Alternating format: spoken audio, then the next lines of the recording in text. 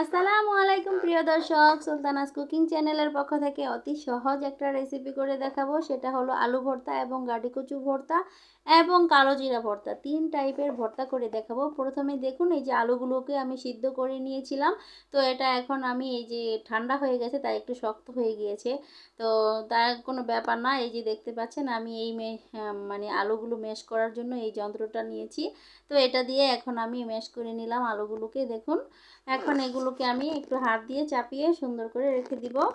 আর এই যে গাটি কচুগুলো, সেগুলো কিন্তু একইভাবে করে নিয়েছি। তো করে এটাকে সাইডে রেখে দিলাম। আর এখন আমি এই ভর্তাটাকে বাগার দিয়ে বানাবো। এই ভর্তাটা যদি এইভাবে করে বাগার দিয়ে বানানো হয়, তাহলে কিন্তু ভর্তাগুলো অনেক দিন ফ্রিজে রেখে খাওয়া যায়, 4-5 দিন নষ্ট হয় না। আর এই যে দেখুন, বেশ কিছু পেঁয়াজ আর কাঁচামরিচ আর কতগুলো রসুন আমি তেলে ভেজে নিচ্ছি।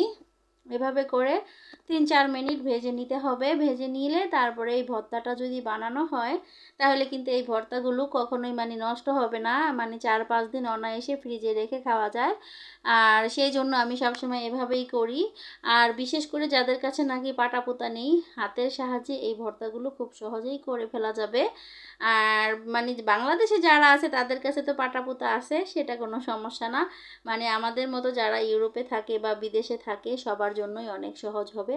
তো আমি এই যে রসুনগুলো তুলে নিলাম, আর হলো পেঁয়াজ কিছুটা সরিয়ে রাখলাম। আর দেখতে পাচ্ছেন বাকিগুলো দিয়ে এই যে আমি আলু ভর্তাটাকে এখন বাগার দিয়ে নিচ্ছি।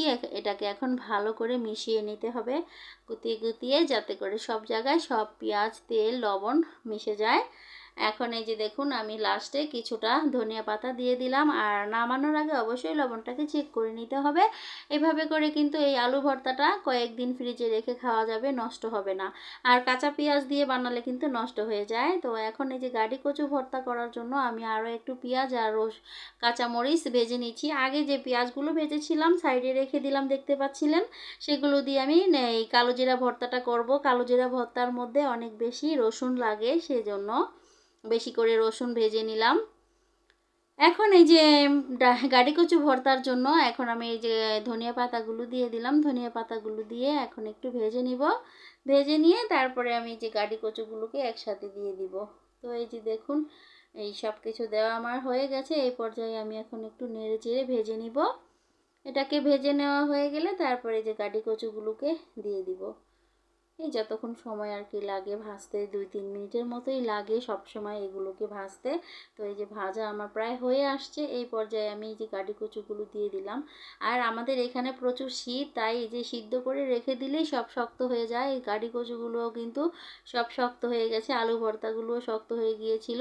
তো এই যে বাগার দেওয়ার সাথে সাথে আবার নরম হয়ে গিয়েছে। যখন এই যে গরম হয়ে গেছে, তখনই আবার সব ঠান্ডাটা গরম হওয়ার পরে নরম হয়ে গিয়েছে। এটা কোনো সমস্যা না। এই যে দেখুন, আমি সুন্দরভাবে মিশিয়ে নিলাম। এটাও হয়ে গেছে। আর এটা এই পর্যায়ে অবশ্যই লবণটা চেক করে নিতে হবে। আর এখন এই যে আমাদের কালো জিরাগুলো আমি ব্লেন্ডারের সাহায্যে গুঁড়ো করে নিব। কালো জিরাগুলো কিন্তু আমি এই যে একটা ফ্রাই প্যানে ভেজে নিয়েছি কিছুক্ষণ মুচমুচায় করে। এখন এই যে দেখুন, ব্লেন্ডারের সাহায্যে গুঁড়ো করে নিলাম। তো এখন এর মধ্যে আমি যে আগের যে রসুন আর পেঁয়াজগুলো ছিল, সেগুলো দিয়ে আর একবার ব্লেন্ডারের মধ্যে গুঁড়ো করে নিয়েছি, তাতে করে সব কিছু একসাথে মিশে গেছে। তো আমি একটু শুকনো শুকনো ভর্তা পছন্দ করি, সেই জন্য মানে শুকনোই রেখেছি। আর আপনারা যারা নাকি একটু ভেজা খেতে পছন্দ করেন, আরও একটু পেঁয়াজ বাড়িয়ে দিবেন, তাহলেই ভেজা হয়ে যাবে। আর এভাবে করে ভর্তা বানালে অনেক দিন ফ্রিজে রেখে খাওয়া যায়। কালো জিরা ভর্তাটা তো 1 সপ্তাহ বেশি থাকবে এভাবে। আর পুরোপুরি শুকনো করে বানালে অনেক দিন থাকে, নষ্ট হয় না। তো দেখুন, কত সহজে 3 রকমের ভর্তা করে নিলাম। আমার এই ভর্তার রেসিপি আপনাদের কাছে কেমন লেগেছে কমেন্ট করে জানাবেন। সবাই ভালো থাকবেন।